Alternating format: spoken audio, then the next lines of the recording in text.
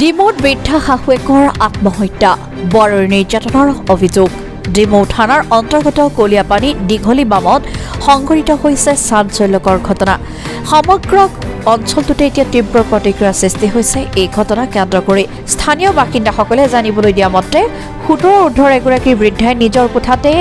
এই চৰম সিদ্ধান্ত লয় এই ঘটনাৰ পিছতে স্থানীয় ৰাইজৰ অভিযোগৰ ভিত্তিত ডিমৌ আৰক্ষীয়ে ইতিমধ্যে মৃত বৃদ্ধাৰ বোৱাৰী আৰু পুত্ৰক আটক কৰিছে স্থানীয় লোকে দৰ্শাইছে যে বৃদ্ধা মহিলাগৰাকী দীৰ্ঘদিন ধৰি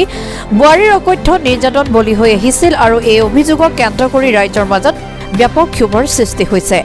ডিমৌ আৰক্ষী ঘটনাস্থলীত উপস্থিত হৈ মৃতদেহ উদ্ধাৰ কৰাৰ লগতে ঘটনাৰ তদন্ত আৰম্ভ কৰিছে বৰ্তমান আৰক্ষীয়ে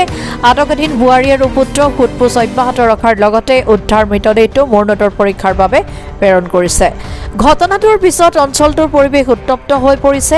আৰু আৰক্ষীয়ে যাতে উচিত ন্যায় প্ৰদান কৰে সেই দাবী এতিয়া বৰ্তমান ৰাজ্যৰ শিৱসাগৰৰ পৰা Farid Ali report Assam north east news live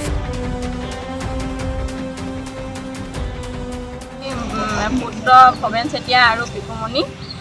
Dutta চেতিয়াৰ ওপৰত আমি গাঁৱৰ ৰাইজ আহি এখন এজাহাৰ দাখিল কৰিছোঁ উচিত তদন্ত দিবৰ কাৰণে আৰু যাতে আমাৰ জেগাডোখৰত এনেকুৱা বদনাম নাহে নেক্সট বাৰ তাৰ কাৰণে বিচাৰ কৰে তাই আমি এজাহাৰ এখন দি আহিছোঁ যে এইটো কাৰণে দিছোঁ যে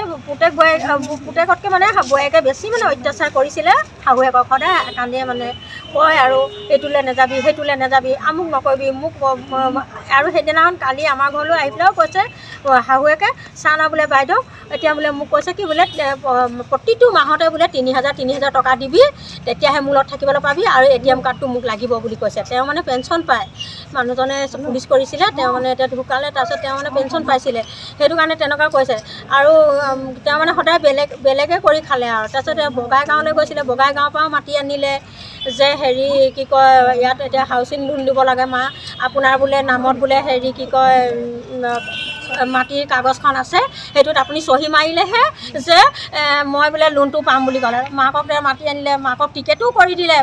মাক কিন্তু আহিবলৈ মন নাছিলে মাক কিয় গৈছিলে মই সেইটোও জানো যে বোৱাৰীকে খেদাৰ কাৰণে মাকে গুচি গৈছিলে তাৰপিছতে মাতি আনিলে মতা অনাৰ পাছত যেনে তেনে কৰি বেচেৰীজনী গুচি আহিলে ইমান দূৰ বগাইগাঁৱৰ পৰা অহাৰ পাছত আকৌ ধৰি লওক এতিয়া কি কৰিছে অহাৰ পাছত ভিতৰত সোমাবলৈ নিদিয়ে তোৰ মাৰৰ কাৰণে ইয়াত চাউল নাই তোৰ মাৰৰ কাৰণে ইয়াত কিবা হেৰি পানী নাই ইয়াত খাব নোৱাৰে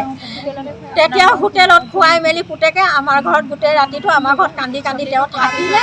চৰি তৰি মৰাৰ পাছত মানে শাহুৱেকক খেদি দিব বিচাৰিছে সেইটো কেনেকুৱা কথা হ'ব ভাবকচোন আপোনালোকে পুতেক আহিলে পুতেক বোৱাৰীকে কাজিয়া লাগিব পুতেকে ক'ব আজি মা তোৰ কাৰণে মোক এনেকৈ মোৰ লগত কাজিয়া হৈছে বুলি ক'ব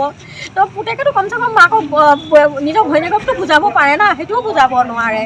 যে ইফালে মাকজনীক ইমান অত্যাচাৰ কৰি থাকে বোৱাৰীয়েকে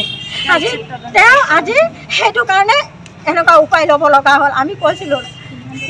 লতা তই কেতিয়াও তই হাৰ নেমানিবি তই তই সিহঁতৰ লগত তই এখন ঘৰৰ মুৰব্বী তেওঁ নেমানিলে আজি কিন্তু এনেকুৱা কাম তেওঁ কিয় কাৰণে কৰিব লগা হ'ল তেহেঁতৰ এই দুটা পুতেক বোৱাৰীয়েকৰ কাৰণে আজি এইটো কাম তাই সহ্য নোহোৱাৰ কাৰণে